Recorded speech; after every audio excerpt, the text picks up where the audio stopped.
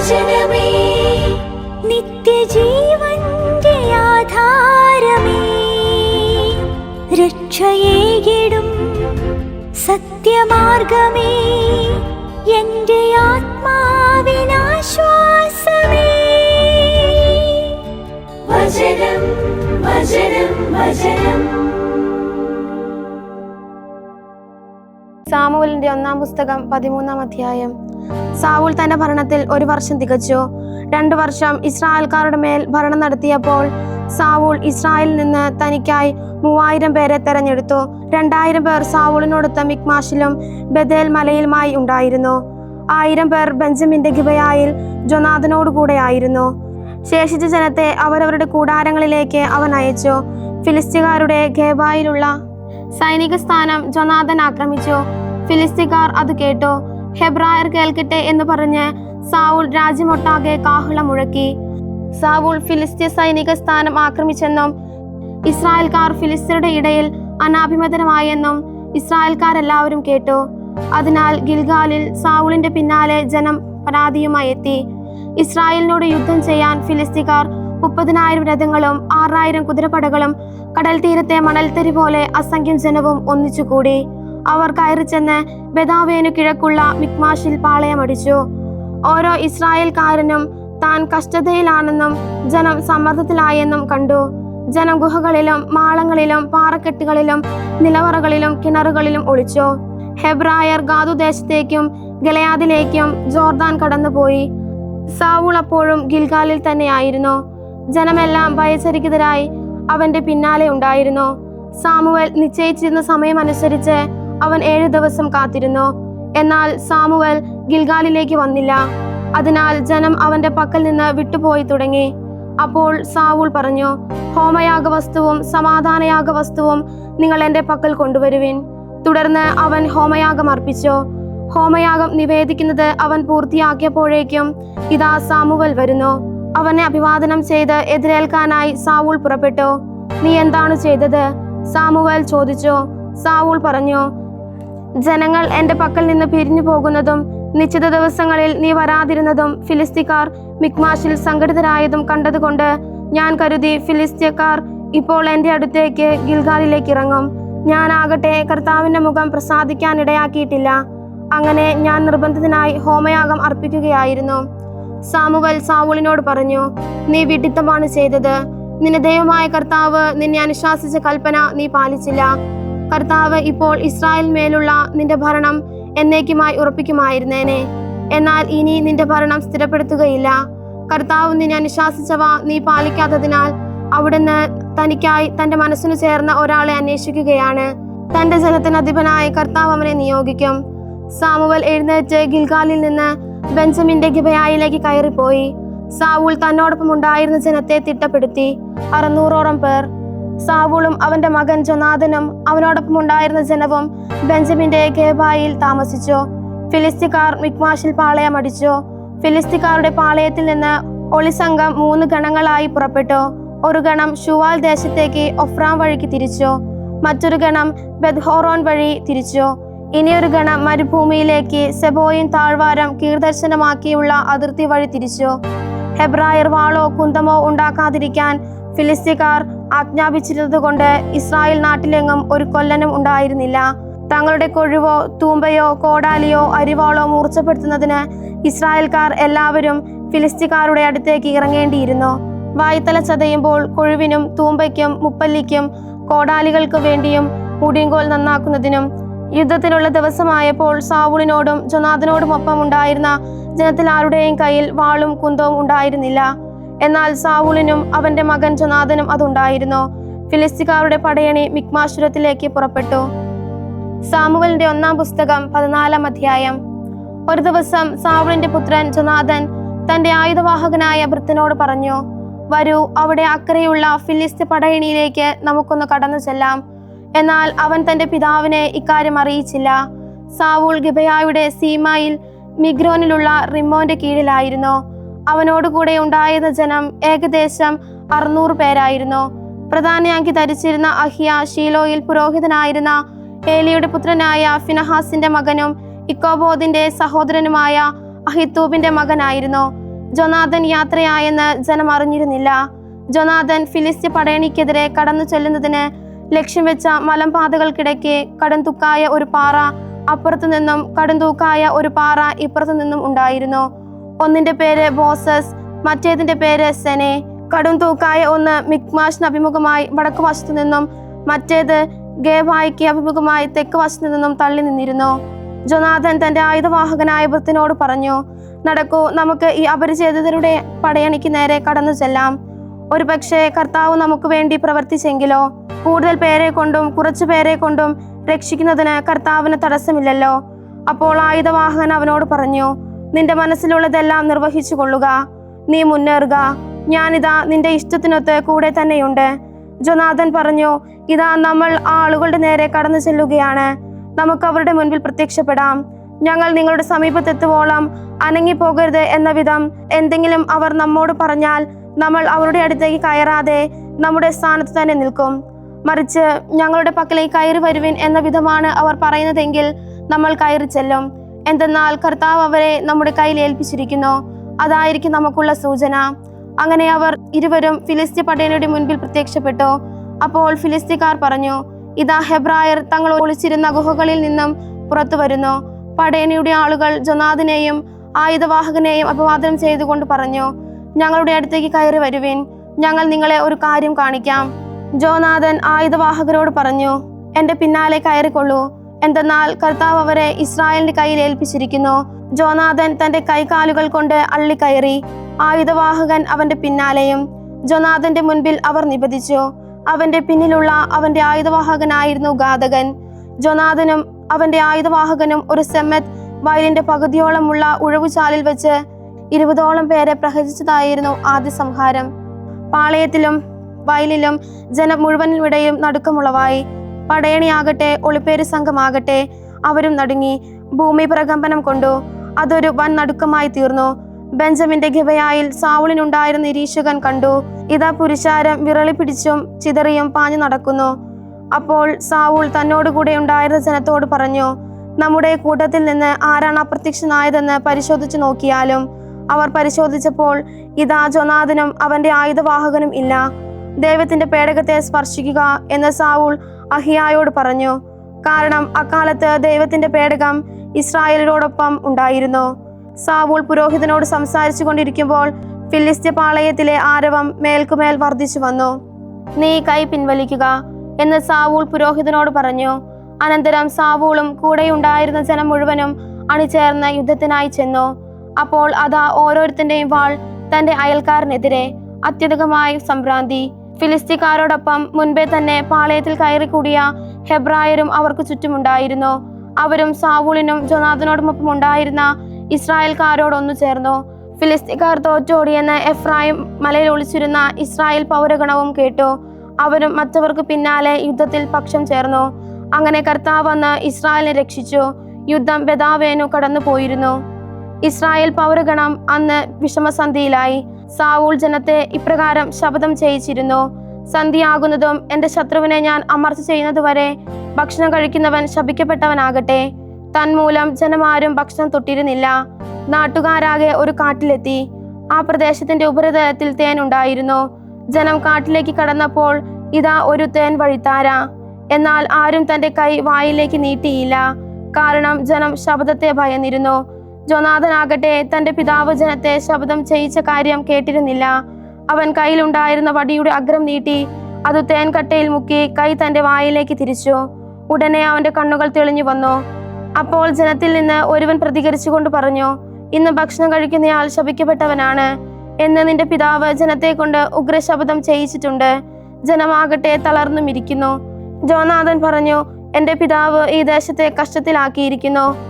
ഈ തേൻ അല്പം രുചിച്ചതുകൊണ്ട് എന്റെ കണ്ണുകൾ തെളിഞ്ഞു എന്ന് നിങ്ങൾ കണ്ടാലും. തങ്ങൾ കണ്ടെത്തിയ തങ്ങളുടെ ശത്രുക്കളുടെ കൊള്ളവസ്തുവിൽ അല്പം ഇന്ന് ജനം സധൈര്യം ഭക്ഷിച്ചിരുന്നുവെങ്കിൽ എത്ര നന്നായിരുന്നു. ഇപ്പോൾ അവർ ഫിലിസ്ത്യക്കാരിൽ ഏൽപ്പിച്ച പ്രഹാരം അത്ര അധികമൊന്നുമല്ലല്ലോ. അന്ന് അവർ മിക്മാഷ് മുതൽ അയലോൺ വരെ ഫിലിസ്ത്യക്കാരിൽ പ്രഹരമേൽപ്പിച്ചു. എന്നാൽ ജനം ഏറെ തളർന്നിരുന്നു. ജനം കൊള്ളവസ്തുവിന് നേർ തിക്കി തിരക്കി. അവർ ആടുമാടുകളെയും കാലിക്കിടാങ്ങളെയും പിടിച്ച് നിലത്തടിച്ചു കൊന്നു. രക്തത്തോടെയാണ് ജനം ഭക്ഷിച്ചത്.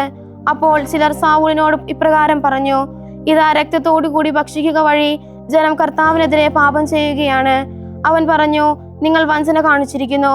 ഇന്ന് നിങ്ങൾ വലിയൊരു കല്ലെന്റെ അടുക്കൽ ഉരുട്ടിക്കൊണ്ടുവരുവിൻ. നിങ്ങൾ ജനത്തിനിടയിൽ ചെന്ന് അവരോട് പറയുവിൻ, നിങ്ങൾ ഓരോരുത്തരും അവനവന്റെ കാളയെയോ അവനവന്റെ ആടിനെയോ എന്റെ അടുക്കൽ കൊണ്ടുവന്ന് ഇവിടെ വെച്ച് അറക്കുകയും ഭക്ഷിക്കുകയും ചെയ്യുവിൻ. രക്തത്തോടു കൂടി ഭക്ഷിക്കുക വഴി നിങ്ങൾ കർത്താവിനെതിരെ പാപം ചെയ്യരുത്. രാത്രിയിൽ ജനമെല്ലാം, അതായത് ഓരോ ആളും തന്റെ കയ്യിൽ കാളയെ സംഘടിപ്പിച്ച് അവിടെ വെച്ചറത്തു. സാവൂൾ കർത്താവിനൊരു ബലിപീഠം നിർമ്മിച്ചു.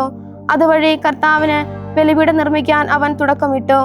സാവൂൾ പറഞ്ഞു, നമുക്ക് രാത്രിയിൽ ഫിലിസ്ത്യക്കാരുടെ പിൻപേ ഇറങ്ങി വെള്ള കീറുന്നതുവരെ അവരുടെ ഇടയിൽ കൊള്ളയടിക്കുകയും അവരിൽ ഒരാളെയും ബാക്കിയാക്കാതിരിക്കുകയും ചെയ്യാം. നിന്റെ ദൃഷ്ടികളിൽ നല്ലതായതൊക്കെ ചെയ്യുക എന്ന് അവർ പറഞ്ഞു. എന്നാൽ പുരോഹിതൻ പറഞ്ഞു, നമുക്കിവിടെ ദൈവത്തെ സമീപിച്ചു നോക്കാം. സാവൂൾ ദൈവത്തോട് ആരാഞ്ഞു, ഞാൻ ഫിലിസ്ത്യക്കാർക്ക് മുൻപേ ഇറങ്ങണമോ? അങ്ങ് അവരെ ഇസ്രായേലിന്റെ കയ്യിൽ ഏൽപ്പിക്കുമോ? എന്നാൽ അവിടുന്ന് അന്ന് അവന് മറുപടി നൽകിയില്ല. സാവൂൾ പറഞ്ഞു, ജനപ്രമാണികൾ എല്ലാവരും ഇവിടെ അടുത്ത് വരുവിൻ. ഇന്ന് ഈ പാപം എന്തുകൊണ്ടുണ്ടായി എന്ന് നിരീക്ഷിച്ചറിയുവിൻ.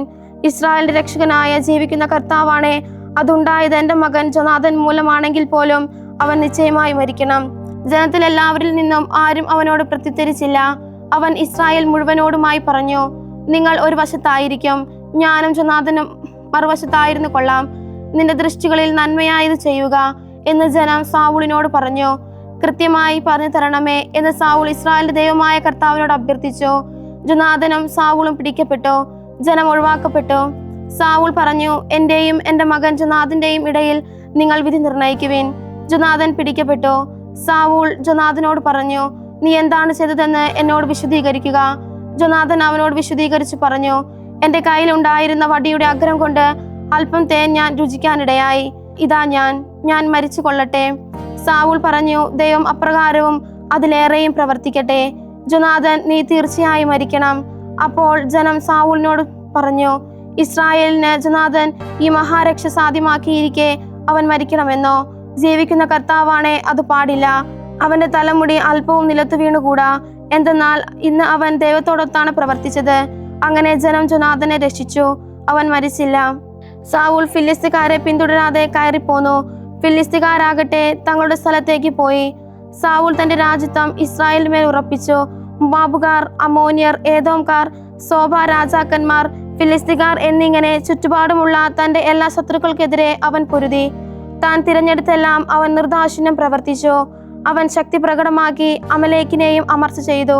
ഇസ്രായേലിനെ അതിന്റെ കവർച്ചക്കാരുടെ കയ്യിൽ നിന്ന് മോചിപ്പിച്ചു.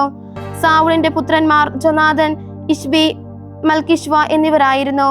അവന്റെ ഇരുപുത്രിമാരുടെ പേര് ഇതായിരുന്നു: ആദ്യജാതയുടെ പേര് മേരബ്, ഇളയവളുടെ പേര് മീഗൽ. അഹിമാസിന്റെ മകളായിരുന്ന സാവൂളിന്റെ ഭാര്യ പേര് അഹിനോവാം. അവന്റെ സേനാപതിയുടെ പേര് അബ്നേർ. അവൻ സാവൂളിന്റെ പിതൃസഹോദരനായ നേറിന്റെ മകനായിരുന്നു. സാവൂളിന്റെ പിതാവ് കിഷും അബ്നേറിന്റെ പിതാവ് അബിയേലിന്റെ പുത്രനായ നേറും ആയിരുന്നു. സാവൂളിന്റെ കാലം മുഴുവൻ ഫിലിസ്ത്യക്കാരുമായുള്ള യുദ്ധം ശക്തമായിരുന്നു. ഓരോ പോരാളിയെയും ഓരോ ബലവാനെയും സാവൂൾ നിരീക്ഷിക്കുകയും തന്നിലേക്ക് അടുപ്പിക്കുകയും ചെയ്തിരുന്നു. സുഭാഷിതങ്ങൾ 29-ാം അധ്യായം. തിരുത്തലുകൾ വെറുക്കുന്നവൻ പിടലികെടുത്തവനാണ്. സുഖപ്പെടുത്താനാവാത്ത വിധം അവൻ പെട്ടെന്ന് തകർക്കപ്പെടും. നീതിമാന്മാരുടെ വർധനയിൽ ജനം സന്തോഷിക്കുന്നു. ദുഷ്ടൻ ഭരിക്കുമ്പോൾ ജനം നെടുവേർപ്പെടുന്നു. ജ്ഞാനത്തെ സ്നേഹിക്കുന്ന വ്യക്തി സ്വപിതാവിനെ സന്തോഷിപ്പിക്കുന്നു. പേശികളോട് കൂട്ടുകൂടുന്നവൻ സമ്പത്ത് നശിപ്പിക്കുന്നു. ന്യായപാലനത്തിലൂടെ രാജാവ് നാട് സുസ്ഥിരമാക്കുന്നു. ചുങ്കാത്തിക്കാരൻ അതിനെ മുടിക്കുന്നു. തന്റെ അയൽക്കാരനോട് മുഖസ്തുതി പറയുന്ന മനുഷ്യൻ അവന്റെ ചുവടുകൾക്ക് വലവിരിക്കുകയാണ്. ദുഷ്ടവ്യക്തിയുടെ അകൃത്യത്തിൽ കെണിയാണുള്ളത്. നീതിമാൻ ആർത്തുപാടി സന്തോഷിക്കുന്നു. നീതിമാൻ ദരിദ്രരെ അവകാശം മനസ്സിലാക്കുന്നു. ദുഷ്ടൻ അറിവ് വിവേചിക്കുന്നില്ല. പരിഹാസകർ നഗരം കത്തിക്കുന്നു. ജ്ഞാനികളാകട്ടെ ക്രോധം പിൻവലിപ്പിക്കുന്നു. ജ്ഞാനിയായ ഒരാൾ വിഡ്ഢിയായ ഒരുവനുമായി ന്യായവിചാരത്തിൽ ഏർപ്പെട്ടാൽ അവൻ വികാരം കൊള്ളുകയും കളിയാക്കുകയും ചെയ്യും. സ്വസ്ഥത ഉണ്ടാകില്ല. രക്തദാഹികൾ നിഷ്കളങ്കനെ വെറുക്കുന്നു, ധർമ്മിഷ്ഠരെയും. അവർ അവന്റെ ജീവൻ അന്വേഷിക്കുന്നു. ഭോഷൻ തന്റെ വികാരമെല്ലാം തുറന്നുവിടുന്നു. ജ്ഞാനി അതിനെ പിന്നിലാക്കി പ്രശാന്തമാക്കുന്നു. ഭരണാധിപൻ കപടകാര്യത്തിന്മേൽ ശ്രദ്ധയൂന്നുന്നവനെങ്കിൽ അവന്റെ സേവകരെല്ലാം ദുഷ്ടരായിരിക്കും. ദരിദ്രനും മർദ്ദനമുറകളുടെ ആൾക്കും പൊതുവായി ഒന്നുണ്ട്. ഇരുവരുടെയും കണ്ണുകൾ പ്രകാശിപ്പിക്കുന്നത് കർത്താവാണ്. രാജാവ് ദരിദ്രരെ സത്യസന്ധമായി ന്യായം വിധിക്കുന്നെങ്കിൽ അവൻ്റെ സിംഹാസനം എന്നേക്കും ഉറപ്പുള്ളതായിരിക്കും. വടിയും ശാസനവും ജ്ഞാനം പ്രദാനം ചെയ്യുന്നു. തന്നിഷ്ടത്തിന് വിട്ടിരിക്കുന്ന കുട്ടി അമ്മയെ നാണം കെടുത്തും. ദുഷ്ടന്മാർ പെരുകുമ്പോൾ അതിക്രമം പെരുകുന്നു. അവരുടെ അധപതനം നീതിമാന്മാർ കാണും. നിന്റെ മകനെ നീ ശിക്ഷണമേകുക, അവൻ നിനക്ക് സ്വസ്ഥത തരും. നിന്റെ ആത്മാവിന് ആമോദം നൽകും. ദീർഘദർശനമില്ലാത്തപ്പോൾ ജനം അക്രമാസക്തമാകും. നിയമം പാലിക്കുന്നവൻ അനുഗ്രഹീതനാണ്. വചനങ്ങളാൽ അടിമ പാഠം ഉൾക്കൊള്ളില്ല. ഉൾക്കൊണ്ടാൽ തന്നെ അവൻ പ്രതികരിക്കില്ല. തൻ്റെ വാക്കുകളിൽ തിടുക്കം കൂട്ടുന്ന വ്യക്തിയെ നീ കാണുന്നു. ഭോഷനാണ് അവനേക്കാൾ പ്രതീക്ഷയുള്ളത്. സ്വന്തം അടിമയെ ചെറുപ്പം മുതലേ ലാളിച്ചാൽ അവനുശേഷം അയാൾ നിഷേധിയായിരിക്കും. രോഷാകുലൻ കലഹമിളക്കി വിടുന്നു. ക്രോധശീലൻ ഏറെ അതിക്രമവും. മനുഷ്യന്റെ അഹങ്കാരം അവനെ അധംപതിക്കും. അരൂപിയുടെ വിനയം മഹത്വത്തെ പിന്തുണയ്ക്കും. കള്ളനുമായി പങ്കുചേരുന്നവൻ സ്വന്തം ആത്മാവിനെ വെറുക്കുന്നു. അവൻ ശാപം കേൾക്കും, എന്നാൽ വെളിപ്പെടുത്തുകയില്ല. മനുഷ്യഭീതി കെണി ഒരുക്കും, എന്നാൽ കർത്താവിൽ വിശ്വാസം അർപ്പിക്കുന്നവൻ ഉയർത്തി നിർത്തപ്പെടും. വർണ്ണാധിപന്റെ പ്രസാദമാണ് പലരും അന്വേഷിക്കുന്നത്, എന്നാൽ ഒരുവന്റെ ന്യായം കർത്താവിൽ നിന്നാണ്. ദുഷിച്ച വ്യക്തി നീതിമാന്മാർക്ക് മ്ലേച്ഛതയാണ്. ഋജുവായ മാർഗം ദുഷ്ടന് മ്ലേച്ഛതയും. വിശുദ്ധ ലൂക്ക എഴുതിയ സുവിശേഷം 22-ാം അധ്യായം 47 മുതൽ 71 വരെയുള്ള തിരുവചനങ്ങൾ. അവൻ ഇത് പറഞ്ഞുകൊണ്ടിരിക്കുമ്പോൾ തന്നെ ഇതാ ഒരു ജനക്കൂട്ടം. 12 പേരിൽ യൂദാസ് എന്ന് വിളിക്കപ്പെടുന്നവൻ അവരുടെ മുൻപിൽ നടന്നിരുന്നു.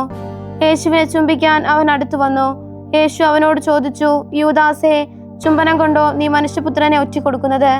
സംഭവിക്കാൻ പോകുന്നത് കണ്ടപ്പോൾ അവന്റെ കൂടെയുണ്ടായിരുന്നവർ, കർത്താവെ, ഞങ്ങൾ വാൾ കൊണ്ട് വെട്ടട്ടെയോ എന്ന് ചോദിച്ചു. അവരിലൊരുവൻ പ്രധാന പുരോഹിതന്റെ സേവകനെ വെട്ടി അവന്റെ വലത് ചെവി ഛേദിച്ചു. അത് കണ്ട് യേശു പറഞ്ഞു, നിർത്തു. അനന്തരം യേശു അവന്റെ ചെവി തൊട്ട് അവനെ സുഖപ്പെടുത്തി. അപ്പോൾ യേശു തനിക്കെതിരെ വന്ന പുരോഹിത പ്രമുഖന്മാരോടും സേനാധിപന്മാരോടും ശ്രേഷ്ഠന്മാരോടും പറഞ്ഞു, കവർച്ചക്കാരനു നേരെ എന്ന പോലെ വാളും വടിയുമായി നിങ്ങൾ വന്നിരിക്കുന്നുവോ? ഞാൻ നിങ്ങളോടുകൂടെ എല്ലാ ദിവസവും ദേവാലയത്തിലായിരുന്നപ്പോൾ നിങ്ങൾ എനിക്കെതിരെ കൈ ഉയർത്തിയില്ല. എന്നാൽ ഇത് നിങ്ങളുടെ സമയമാണ്, അന്ധകാരത്തിന്റെ ആധിപത്യവും. അവർ അവനെ പിടിച്ച് പ്രധാന പുരോഹിതന്റെ വീട്ടിലേക്ക് കൊണ്ടുപോയി. പത്രോസ് അല്പം ദൂരെയായി അവനെ അനുഗമിച്ചിരുന്നു. അവർ മുറ്റത്തിന്റെ നടുക്ക് തീ കൂട്ടി അതിനു ചുറ്റും ഇരുന്നപ്പോൾ പത്രോസും അവരുടെ കൂട്ടത്തിലിരുന്നു. അവൻ തീവട്ടത്തിനരികെ ഇരിക്കുന്നത് കണ്ട് ഒരു പരിചാരിക സൂക്ഷിച്ചു നോക്കിയിട്ട് പറഞ്ഞു, ഇവനും അവനോട് കൂടെയായിരുന്നു. അവനാകട്ടെ നിഷേധിച്ചുകൊണ്ട് പറഞ്ഞു, സ്ത്രീയെ, അവനെ ഞാൻ അറിയുകയില്ല. അല്പം കഴിഞ്ഞ് വേറൊരാൾ അവനെ കണ്ടിട്ട് പറഞ്ഞു, നീയും അവരിൽ ഒരുവനാണ്. അപ്പോൾ പത്രോസ് പറഞ്ഞു, മനുഷ്യ, ഞാനല്ല. ഏകദേശം 1 മണിക്കൂർ കഴിഞ്ഞ് വേറൊരാൾ ഉറപ്പിച്ചു പറഞ്ഞു, സത്യമായും ഈ മനുഷ്യൻ അവനോട് കൂടെ ഉണ്ടായിരുന്നു. ഇവനും ഗലീലിക്കാരനാണല്ലോ.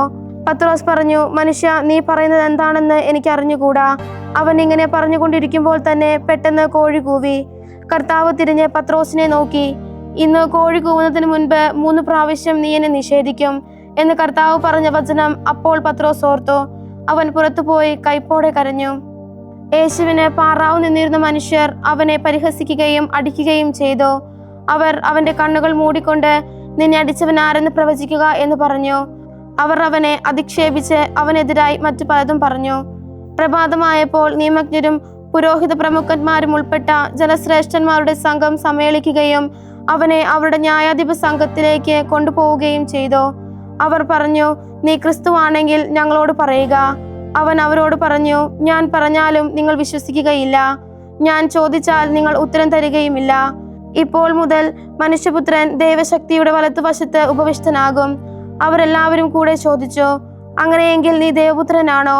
അവൻ അവരോട് പറഞ്ഞു, ഞാൻ ആകുന്നുവെന്ന് നിങ്ങൾ തന്നെ പറയുന്നുവല്ലോ. അവർ പറഞ്ഞു, ഇനി നമുക്ക് സാക്ഷ്യത്തിന്റെ ആവശ്യം എന്ത്? അവന്റെ വായിൽ നിന്ന് തന്നെ നാം അത് കേട്ടുവല്ലോ. ദൈവവചനമേ, നിത്യജീവന്റെ ആധാരമേ, രക്ഷയേകിടും സത്യമാർഗമേ, എന്റെ